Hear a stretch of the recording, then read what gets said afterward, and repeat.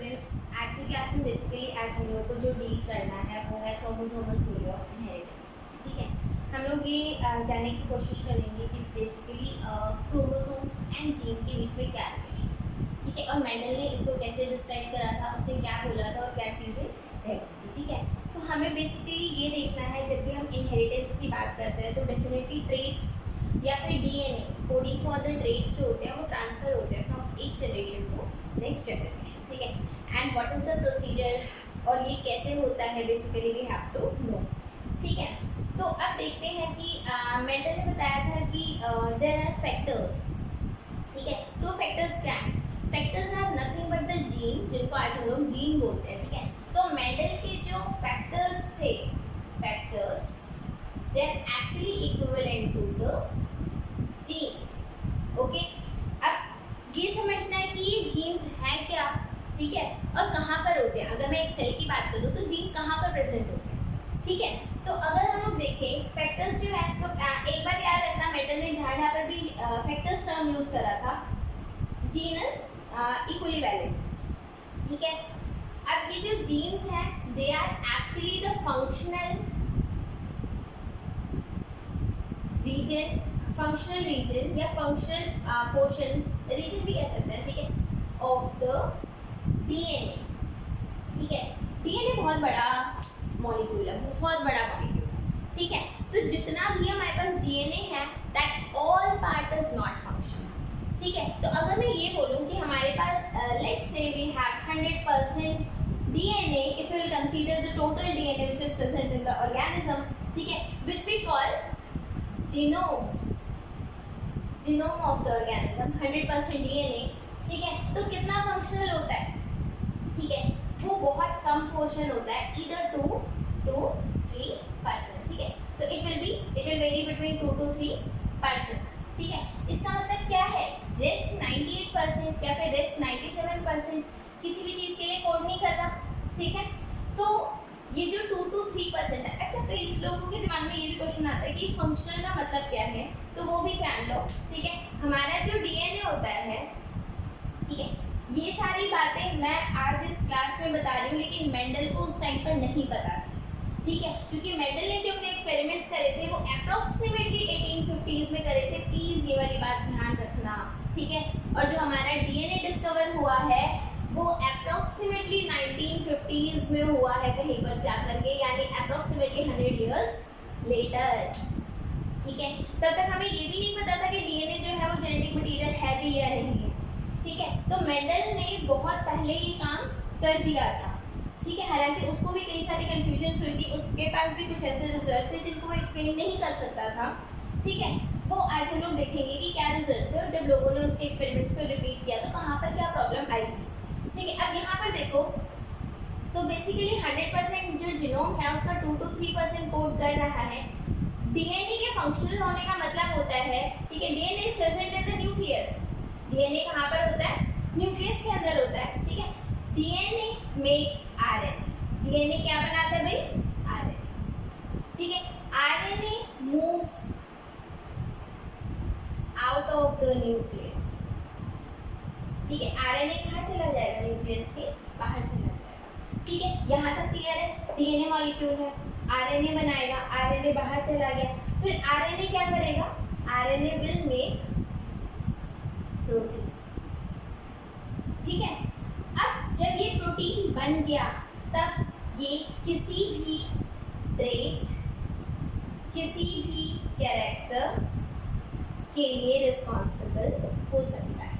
ठीक है, तो this is the meaning of functional DNA. तो जब मैं बोल रही हूँ कि द डीएनए इज फंक्शनल, इसका मतलब क्या है कि हमारा डीएनए किसी ट्रेट के लिए रिस्पॉन्सिबल है, उसको हम फंक्शनल डीएनए बोल रहे हैं और उसी को हम लोग जीन बोलते हैं। ठीक है, अब आप लोग हमेशा याद रखना कि जब भी रिप्रोडक्शन होता है, जब भी, या फिर आप ये कह लो कि जब डीएनए कॉपी भी हो रहा है, जो आप लोगों ने देखा है, ठीक है, तो उसमें बहुत सारी क्या होती हैं?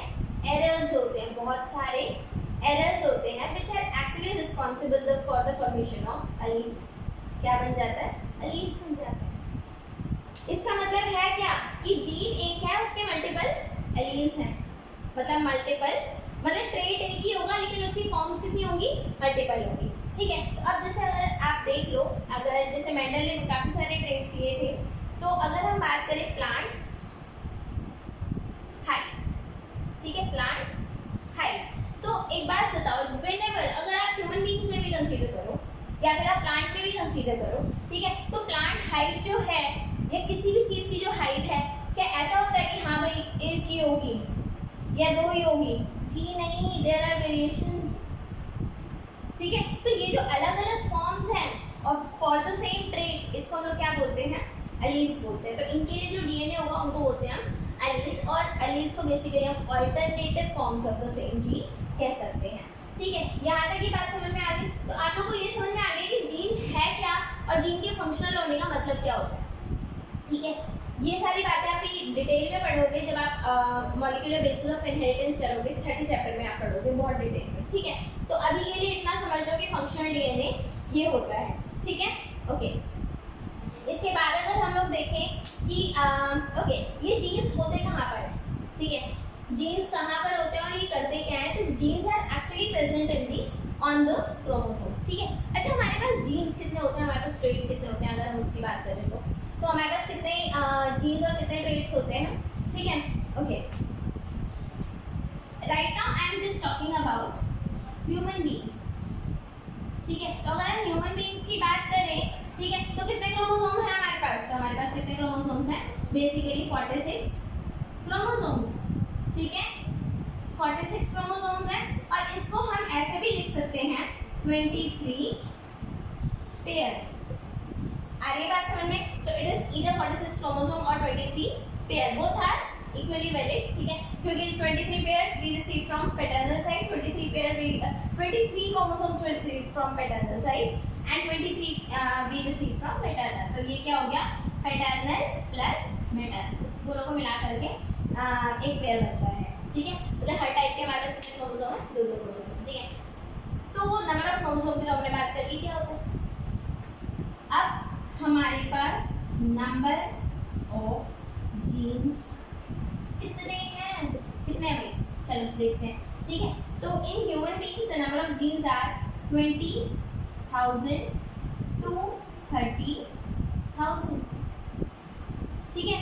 तो क्या हम एक जीन इज इक्वल्स टू एक क्रोमोसोम कह सकते हैं?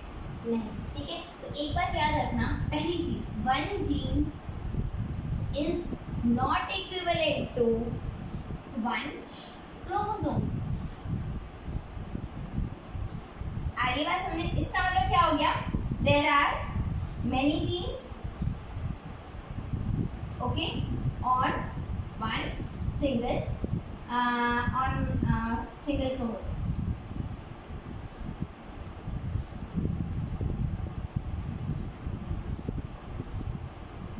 ठीक है, ये बात समझ में आ गई? एक क्रोमोसोम पे कितने जीन्स हैं? मल्टीपल जीन्स हैं, ठीक है। अब यहाँ पर कॉन्सेप्ट आता है लिंकेज एंड रिकॉम्बिनेशन का, तो वो कैसे वर्क करता है, ठीक है। तो हम लोग क्रोमोसोमल थ्योरी ऑफ इनहेरिटेंस भी देखेंगे और हम लोग लिंकेज एंड रिकॉम्बिनेशन को भी देखेंगे, ठीक है, okay. So basically first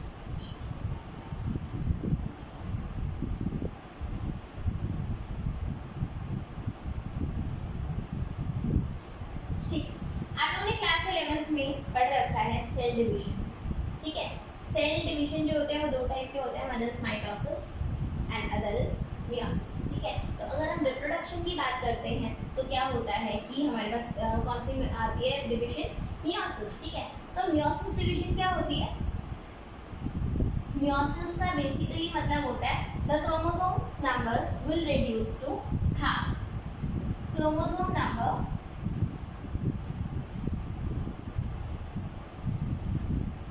reduce to half. और ये कब होता है? ये जब होता है जब गैमीट फॉर्मेशन होता है, गैमीट फॉर्मेशन, ठीक है। अब यहाँ पर आप लोग ध्यान रखना कि क्रोमोसोम्स को हम कब देख पाए, क्रोमोसोम्स की स्टडी हम कब कर पाए, ठीक है, जब आपके पास बहुत अच्छे माइक्रोस्कोप्स अवेलेबल थे, ठीक है, यानी कि जब मेंडल की स्टडी हो चुकी थी, सब कुछ था, ठीक है। Then we had good microscopes. जब हम लोगों ने सेल डिवीजन को ध्यान से देखा तो these were actually the chromosomes which were showing segregation. आ रही है बात समझ में? तो क्रोमोसोम्स क्या शो करते हैं? सेग्रीगेशन। ठीक है, इसका मतलब ये हुआ। अच्छा, यहाँ पर मैंने जो बात करी है वो एक डिप्लॉइड ऑर्गेनिज्म की बात करी है, और इस डिप्लॉइड ऑर्गेनिज्म को हम कैसे लिख सकते हैं? 2n is equals to basically 4। ठीक है, 2n इज इक्वल्स टू क्या है? 4। तो जब इसके अंदर मियोसिस हो जाएगी तो क्या आ जाएगा? अब जब मियोसिस हो जाएगी तो क्या होगा? क्या होगा? n is equals to 2। ठीक है, और यहाँ पर मैंने 2 पेयर ऑफ क्रोमोसोम्स लिए हैं। ठीक है, हमारे पास ऐसे 23 पेयर्स होते हैं। ठीक है, 23 पेयर, और ये काले रंग का मतलब है कि ये एक पेयर है, होमोलोगस क्रोमोसोम्स है। ठीक है, ये 2 होमोलोगस क्रोमोसोम, ये भी होमोलोगस क्रोमोसोम है। ठीक है, ये लाल हो गया। ठीक है, then why is it black and it is print? Because I want to differentiate कि ये पैटर्नल है, ये मैटरनल है, या व्हाटसोएवर। आप इसको पैटर्नल बोल दो, इसको मैटरनल बोल दो। ठीक है, तो ये पैटर्नल हो गया, ये मैटरनल हो गया। ये पैटर्नल है, ये मैटरनल। ठीक है, जब सेल डिवीजन होगा तो एक्चुअल में सेग्रीगेट कौन करेगा? ये क्रोमोसोम सेग्रीगेट करेंगे। याद करो क्लास 11। ठीक है, तो यहीं पर तो वो बाइंड करता है। ठीक है, काइनेटोकोर होता है, स्पिंडल फाइबर्स आते हैं, बाइंड करते हैं और ले जाते हैं। ठीक है, अब यहाँ पर आपको ये ध्यान देना है कि गैमीट के अंदर इतना तो तय है कि या तो इन दोनों में से कोई भी एक पेयर आएगा, और इन दोनों में से कोई भी एक इन दोनों में से कोई भी एक क्रोमोसोम आएगा, और इन दोनों में से भी कोई एक क्रोमोसोम आएगा। ठीक है, अब गैमीट के अंदर ये भी आ सकता है, ये भी आ सकता है। सिमिलरली इन दिस पेयर ये भी आ सकता है और ये भी आ सकता है। ठीक है, दैट मींस इस क्रोमोसोम का segregation is actually independent of the segregation for this pair of chromosome. आ रही बात समझ में? नहीं आ रही? एक बार दोबारा सुनो। ठीक है, देखो, ये जो क्रोमोसोम सेग्रीगेट करेगा ये इंडिपेंडेंट है। किसके इंडिपेंडेंट है? इसके सेग्रीगेशन। ठीक है, मतलब इनमें से कोई सा भी क्रोमोसोम आ जाए वो इसको अफेक्ट नहीं करेगा। ऐसा नहीं है कि इसके साथ हमेशा यही आएगा या इसके साथ हमेशा यही आएगा, जी नहीं। तो ऐसे में अगर आप थोड़ा दिमाग लगाओगे तो कितने टाइप के क्रोमोसोम्स या गैमीट बन सकते हैं? देखें कितने टाइप के गैमीट्स बन सकते हैं। तो देखो, आपके पास ये वाला क्रोमोसोम जो है, ठीक है, वो इसके साथ भी आ सकता है, करेक्ट? आ सकता है ना? ठीक है, इसके बाद अगर हम देखें तो आपके जो काले वाला क्रोमोसोम है ये इसके साथ भी आ सकता है। चेक कर लो भाई, किसी के साथ भी आ सकता है ना, क्योंकि सेग्रीगेशन कैसा है? इंडिपेंडेंट है। ठीक है, ऐसे ही you will have this black one, fine, with the red one. ठीक है, एंड सिमिलरली आपके पास ऐसा ब्लैक होगा।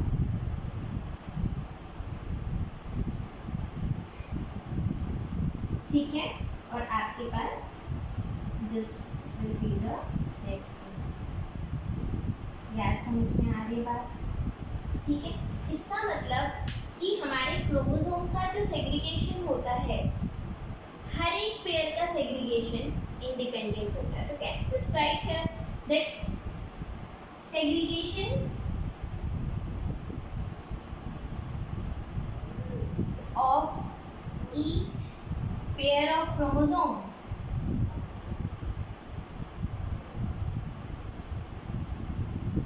will be independent of each other.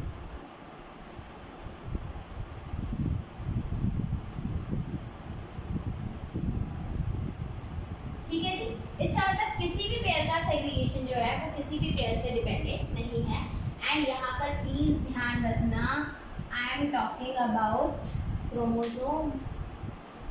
अभी तक मैंने जीन की कोई भी बात नहीं करी। ठीक है, और इन सबका प्रोबेबिलिटी लेवल क्या है? 2 n is equals to 2, n is equals to 2, n is equals to 2, n is equals to 2। और एक बात याद रखना, ये अलग गैमीट है, ये अलग गैमीट है। These all gametes are actually different, अलग अलग सेल के प्रोडक्ट है।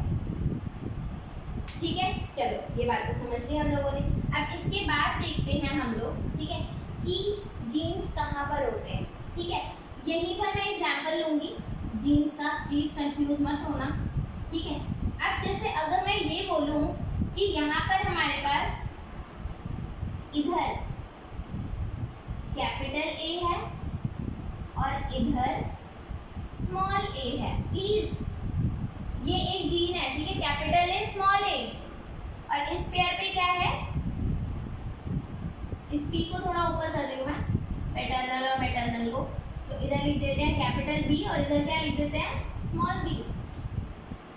ठीक है, यहाँ पर बहुत अच्छी बात ये है कि जो दो जीन्स आपने सेम ऑर्गेनिज्म में लिए हैं, ठीक है, और यहाँ पर हम बात किसकी कर रहे हैं, we are talking about in a dihybrid cross, dihybrid cross.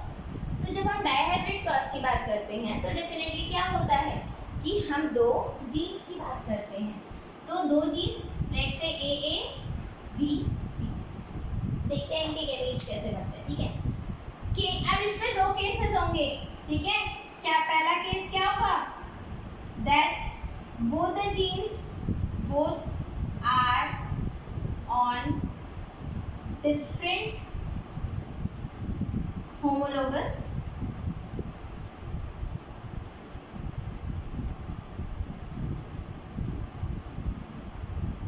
chromosome set, मतलब दोनों किस पे हैं, अलग अलग क्रोमोसोम पे है ना, ये बात ध्यान रखना, दोनों अलग अलग क्रोमोसोम्स पे हैं। और इस बात को ध्यान रखो, ये दोनों अलीलिक हैं, ये अलीलिक हैं, and these two are actually two different genes. ठीक है, या two different genes on two different chromosome. अब अगर मैं सेम बात करूं तो क्योंकि ये अलग अलग क्रोमोसोम पर है तो आप देख सकते हो, अब प्लीज ध्यान दो, ये क्योंकि ये क्रोमोसोम इसके साथ जा सकता है और इसके साथ जा सकता है, तो ये जीन भी इस कैपिटल बी और स्मॉल बी के साथ जा सकता है। यानी कि अगर यहाँ पर कैपिटल बी है, सॉरी कैपिटल ए है, ठीक है, तो यहाँ पर क्या है हमारे पास कैपिटल बी, ये कैपिटल ए है, ये क्या है स्मॉल बी, ये क्या है स्मॉल ए, ये क्या है कैपिटल बी, ये क्या है small A and small B. यानी कि गैमीट्स के क्या आ गए, चेक कर लो, A B A B A B and A B, यानी कि सारे टाइप के गैमीट्स बनकर आ गए हमारे पास। ठीक है, इसके बाद आप इनकी क्रॉसिंग कराते रहो। ठीक है, क्रॉसिंग कराओगे तो डेफिनेटली वही होगा, दूसरे साइड से भी अगर ये आ जाएगा तो कॉम्बिनेशन 16 बन जाएंगे, पुनेट स्क्वायर बनाओगे and will get the gametes. लेकिन ये कब पॉसिबल है, ये पॉसिबल जब ही है जब ये दोनों जीन्स जो हैं they are on different chromosome. ठीक है, अब बात करते हैं एक और चीज़ की, आप लोग यहाँ पर प्लीज ध्यान देना, या तो एक काम करते हैं इसी के साइड में एक बना लेते हैं ताकि आप लोगों को ढंग से समझ में आए। ठीक है, तो अब देखते हैं प्लीज, एक और सेट बनाते हैं ऑफ क्रोमोसोम।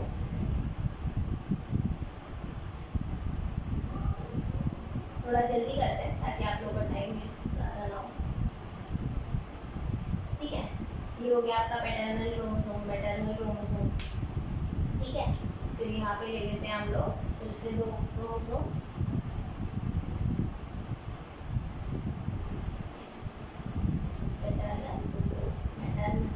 ठीक है, फिर से हमने ले लिया।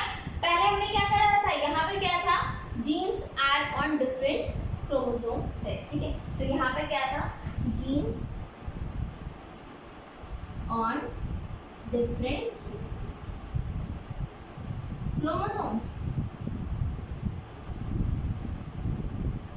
यहाँ पे क्या करेंगे, we will take them on the same chromosome, देखते हैं कैसे। ठीक है, ये आपका कैपिटल ए है, ये आपका स्मॉल ए हो गया।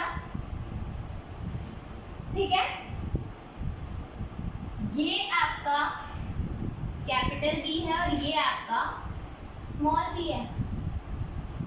ठीक है, बनाए गैमीट, देखते हैं गैमीट कैसे बनाते हैं। ठीक है, चलो गैमेट बनाते हैं। अब डेफिनेटली यहाँ पर एक बात याद रखना, क्रोमोसोम अभी भी इंडिपेंडेंट सेग्रीगेट करेंगे, क्रोमोसोम्स अभी भी इंडिपेंडेंट है। चेक कर लो, ये वाला क्रोमोसोम इसके साथ भी जा सकता है एंड सेम क्रोमोसोम इसके साथ भी जा सकता है, ठीक है, and the same one here. Side में नहीं बनाया मैंने, नीचे बना लिया है, ठीक है, and I am making both of them together just to save the time, ठीक है। तो यहाँ पर आप देख सकते हो ऐसा भी आ सकता है। तो क्रोमोसोम का सेग्रीगेशन क्या इंडिपेंडेंट नहीं हुआ? अभी भी इंडिपेंडेंट हुआ है। लेकिन अब जरा देखिए जीन्स का क्या हुआ है।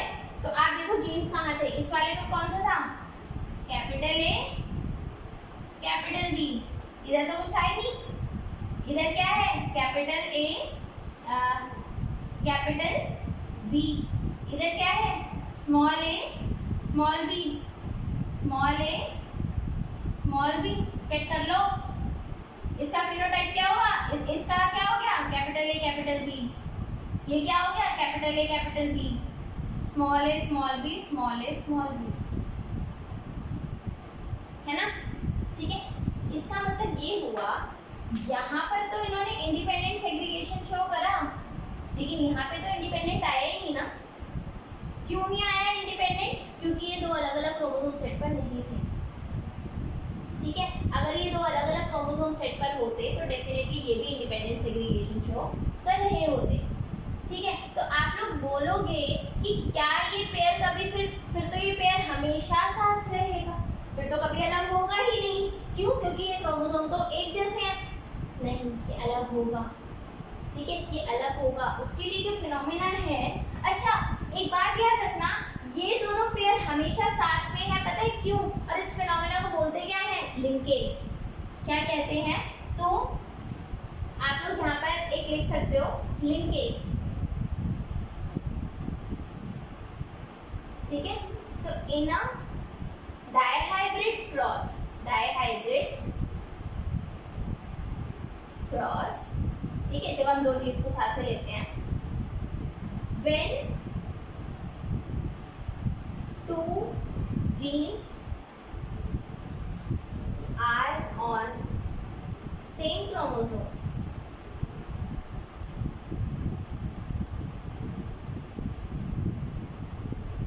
then they inherit together, ठीक है, and this is what we call linkage। इसका मतलब they are linked, ठीक है। तो आप कहोगे कि क्या कभी अलग हो सकते हैं, क्या कभी ये भी सेपरेट होंगे, होंगे, कब होंगे, जब ये क्या शो कर रहे होंगे, रिकॉम्बिनेशन। आप लोगों ने पढ़ा है ना इन क्लास 11, ठीक है, कि जब सेल डिवाइड करता है तो सेल रिकम्बाइन भी होता है। चेक करें कैसे, ठीक है। तो रिकॉम्बिनेशन किस में होती है, तो व्हेन रिकॉम्बिनेशन विल अकर, ठीक है, between homologous chromosome, homologous chromosomes, ठीक है। भाई इसके डिफरेंट सेट कहाँ पर है, होमोलोगस क्रोमोसोम पे ही तो है, और अगर इस होमोलोगस क्रोमोसोम में रिकॉम्बिनेशन हो जाए तो तब तो अलग हो गए, ठीक है। देखिए कैसे होगा, चेक करो यहाँ प्लीज ध्यान देना है यहाँ पर, ठीक है, मैं यहीं पर बना रही हूँ, ठीक है। तो दिस इज आपके पास एक ये सेट ऑफ क्रोमोसोम है, ठीक है, एक आपका ये सेट हो गया, इसको काला कर देते हैं, ठीक है। फिर हमारे पास क्या है, यहाँ पर एक ऐसा रेड क्रोमोसोम है, सेम जैसा हम लोगों ने पहले बनाया था, ठीक है, वन पैटर्नल वन मैटर्नल, ठीक है। आप बोलोगे इसकी तो जरूरत ही नहीं है, हाँ एक्चुअली में जरूरत नहीं है, बट आप लोगों को समझाने के लिए ले रखा है, एक दूसरा सेट ऑफ क्रोमोसोम भी ले रखा है, ठीक है, जस्ट टू शो कि क्रोमोसोम का सेग्रीगेशन तो अभी भी इंडिपेंडेंट हो रहा है, लेकिन जीन का इंडिपेंडेंट नहीं हो रहा, ठीक है। अब देखो, अब देखते हैं कि क्या होगा जब इसके अंदर क्या हो गया, रिकॉम्बिनेशन, रिकॉम्बिनेशन होगा तो क्या होगा, चेक करो। पहली बात तो यहाँ पर क्या है, कैपिटल ए, यहाँ पर क्या है, कैपिटल बी, ये क्या है, स्मॉल ए, और ये क्या है, स्मॉल बी। अब इसका ये पोर्शन इधर चला गया और इसका ये पोर्शन इधर आ गया। ध्यान दो, ये पोर्शन कहाँ चला गया, इधर, और उसका कटके कहाँ आ गया, इधर।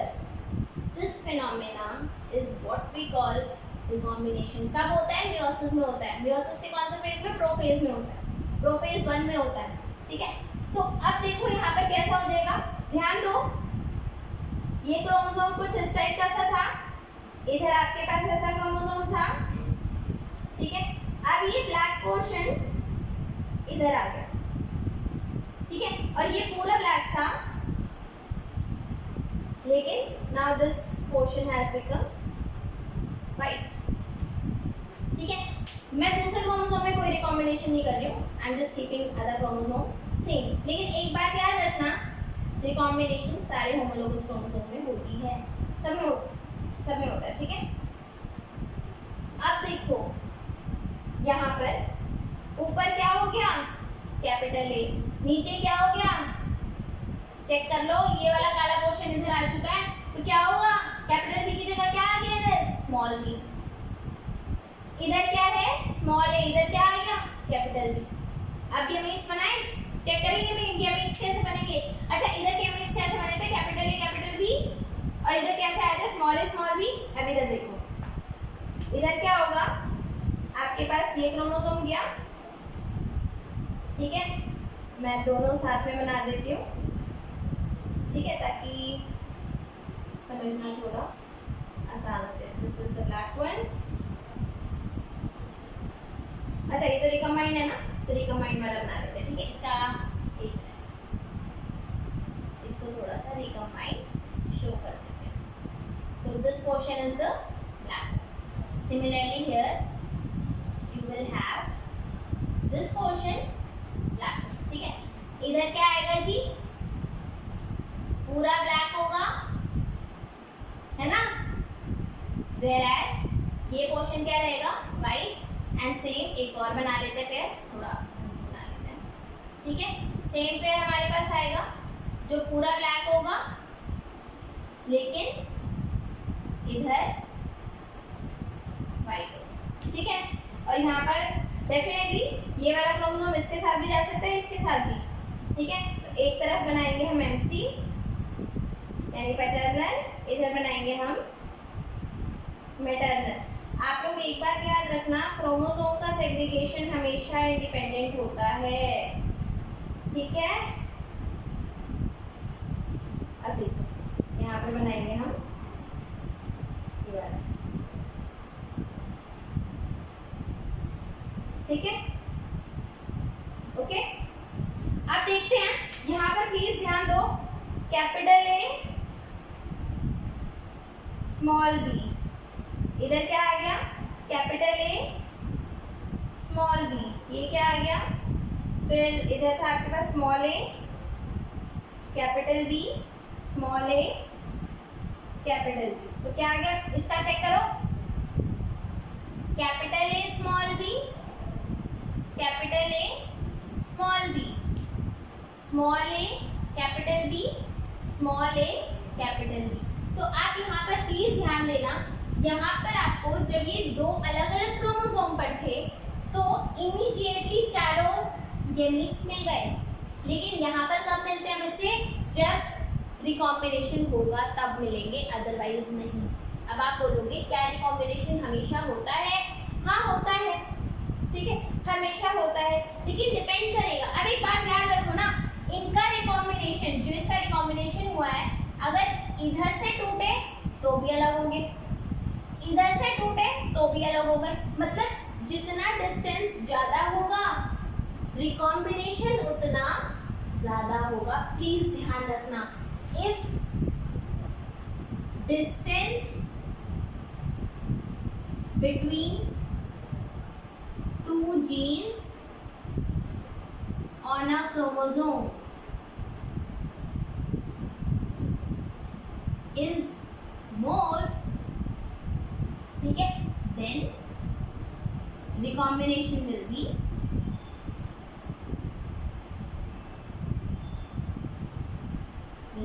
हाई।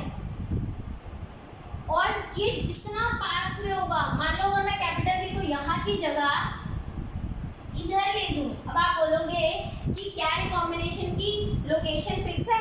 जी नहीं, कहीं से भी हो सकता है, ठीक है, वो यहाँ पे भी हो सकता है। अब मान लो रिकॉम्बिनेशन यहाँ से हुई तो क्या ये दोनों सेपरेट हुए? नहीं, ये इन दोनों का सेपरेशन नहीं हुआ ना। इनका सेपरेशन कब होगा? जब रिकॉम्बिनेशन इनके बीच में होगी, जिसके चांसेस थोड़े कम हैं, ठीक है। तो आप लोग को यहाँ पर एक बात ध्यान रखनी है, ठीक है, कि जितना ज्यादा इनके बीच का डिस्टेंस होगा, रिकॉम्बिनेशन के चांसेस उतने ज्यादा होंगे, और जितना डिस्टेंस कम होगा उतनी लिंकेज ज्यादा होगी। लिंकेज किसको बोलते हैं? Tendency to get inherit together. और रिकॉम्बिनेशन किसको बोलते हैं? वो बोलते हैं हम लोग कि वो दोनों रिकॉम्बिनेशन से अलग हो गए, ठीक है। अब ये किस बात पे डिपेंड करता है? देखो, अगर दो अलग अलग क्रोमोसोम है तो रिकॉम्बिनेशन की जरूरत ही नहीं है, क्योंकि वो तो इंडिपेंडेंट सेग्रीगेट करेगा ही करेगा। लेकिन इधर रिकॉम्बिनेशन पे डिपेंड करता है, ठीक है। और ये इंडिपेंडेंटली सेग्रीगेट नहीं करते, ठीक है। इसका मतलब अब यहाँ पर थंब रूल बना लो, ठीक है। क्रोमोसोम का हर एक पेयर इंडिपेंडेंट सेग्रीगेशन शो करेगा, whereas gene will show independent segregation if they are on independent pair, ठीक है। और अगर वो सेम पेयर पे है तो लिंकेज शो करेगा, ठीक है। आई होप आप लोग को ये बात समझ में आ गई है, ठीक है। थोड़ा एनसीईआरटी पढ़िए, थोड़ा खुद का दिमाग लगाइए, ये प्रोसेस, ठीक है, इतने अच्छे से समझाया नहीं रखा है एनसीईआरटी में, बट अगर आप लोग बनाओगे, खुद से करोगे तो हो जाएगा, ठीक है। तो अच्छे से करो, अच्छे से समझो, कोई डाउट हो तो बता, ठीक है, ओके।